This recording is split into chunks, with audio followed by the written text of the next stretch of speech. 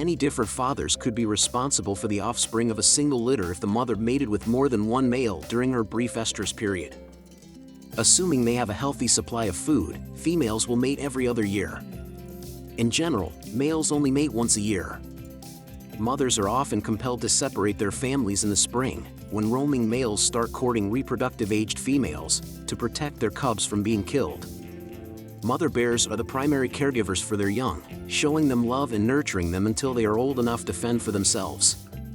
Mothers, especially grizzlies, may keep their yearlings for a second or third year, denning together again before splitting up in the third or fourth year, depending on food availability. When their children try to return to them, their mothers will stubbornly refuse them. When a mother abandons her children, the children often den together for a while, eating and sleeping close together out of necessity. Young adult females typically set up territories that are adjacent to or within their mother's territory. However, young adult males are discouraged from staying and must travel great distances to find suitable territory.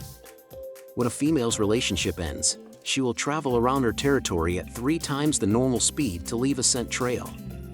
It's possible for females to travel outside of their territory as well.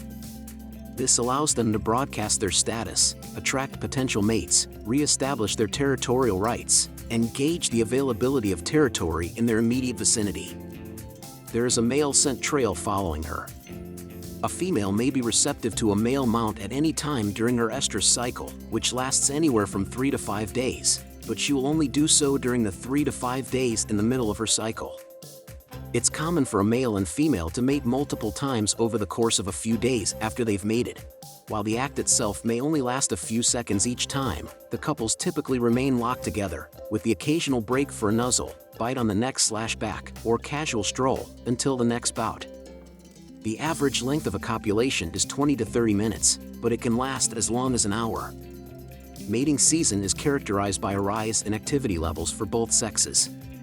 It is during this time that females can maintain their weight by continuing to forage. It is estimated that males lose 20% of their fall weight during the 7 to 8 weeks of mating season because they forage so little. This is in addition to the normal 20% weight loss that occurs during the winter.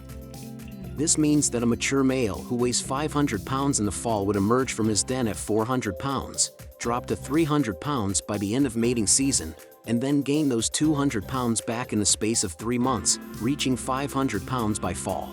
Until denning season begins, the fertilized eggs, known as blastocysts, cannot implant. The embryos will not attach to the uterine wall and develop into baby bears if the female does not gain enough weight and body fat over the summer and fall. In the beginning of the year, around the months of January and February, cubs are born in the den.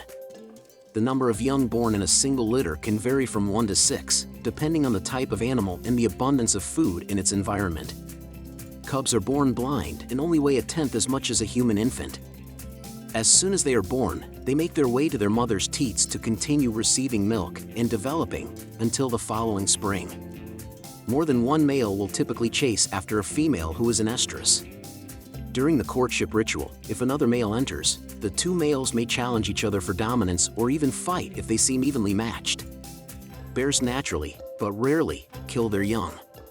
When boars come across sows with cubs, they sometimes resort to killing the cubs to force the sow into estrus and eventually breeding.